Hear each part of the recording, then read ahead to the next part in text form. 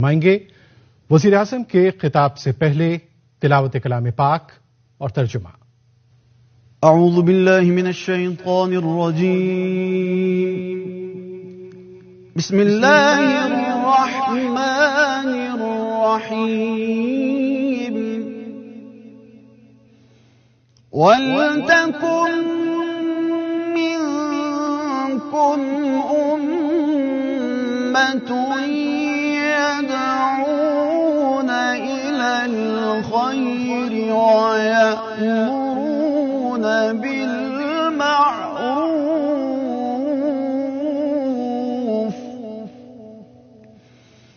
وينهون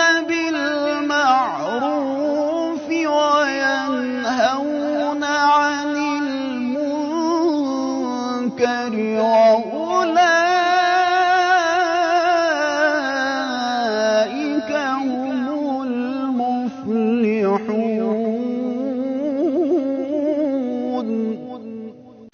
بعد ما جاءهم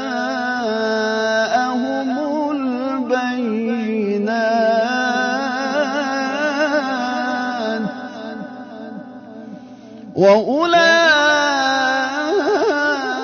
وأولئك لهم عذاب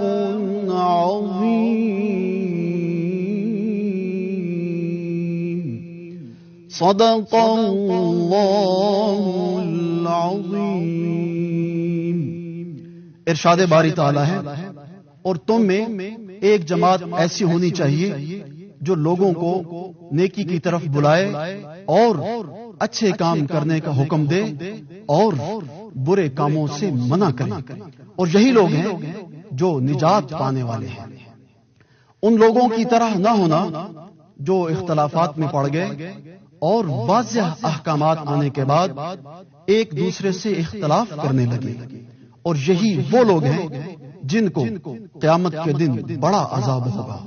سچ کا رب ذوالجلال نے جو بڑی عظمت والا ہے، وآخر دعوانا ان الحمدللہ رب العالمین۔ خواتین و حضرات، وزیر اعظم اسلامی جمہوریہ پاکستان۔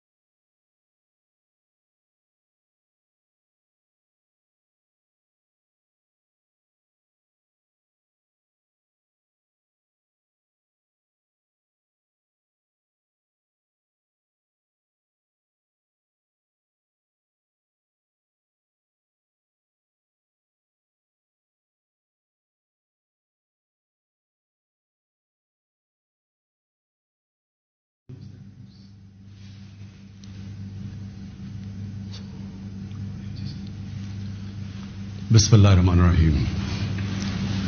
ایاک نعبد و ایاک نستعین۔ اللہ، تیری عبادت کرتے ہیں اور صرف تیرے سے مدد مانگتے ہیں۔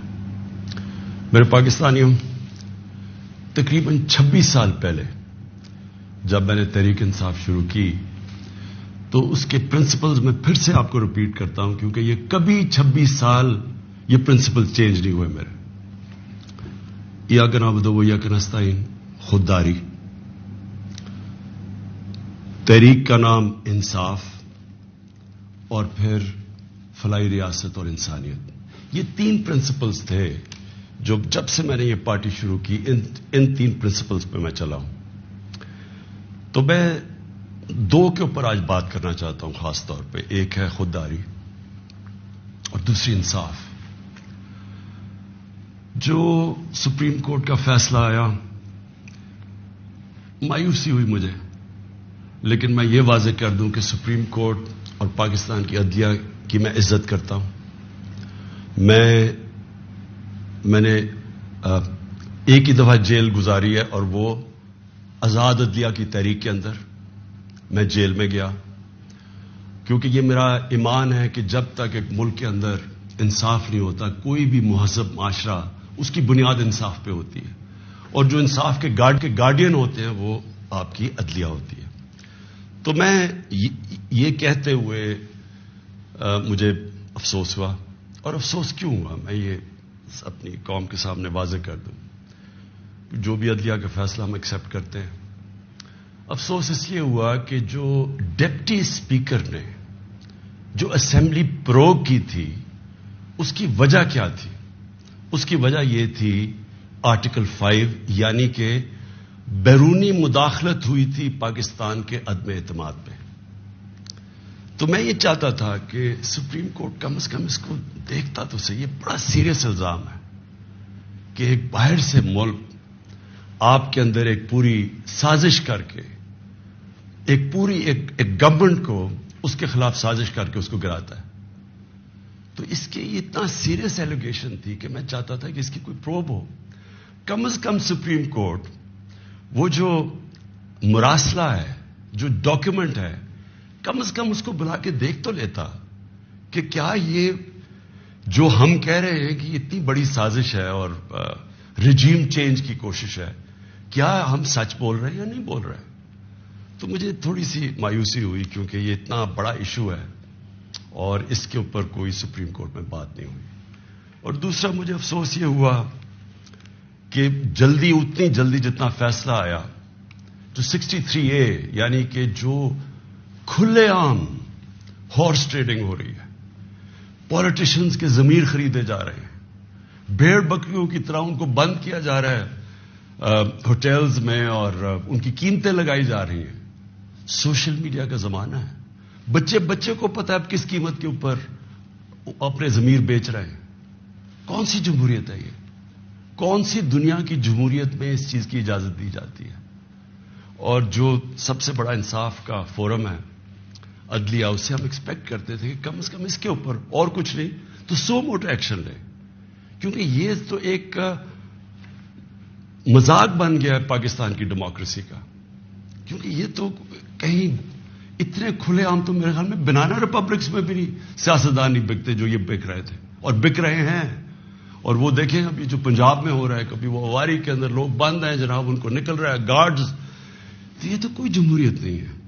لیکن اس سے جو سب سے تکلیف دہ چیز ہے کہ دیکھیں، ایک قوم جس کی 60% سے زیادہ آبادی 30 سال کی عمر سے کم ہے، یہ ہماری یوتھ ہے، یہ ہمارا فیوچر ہے۔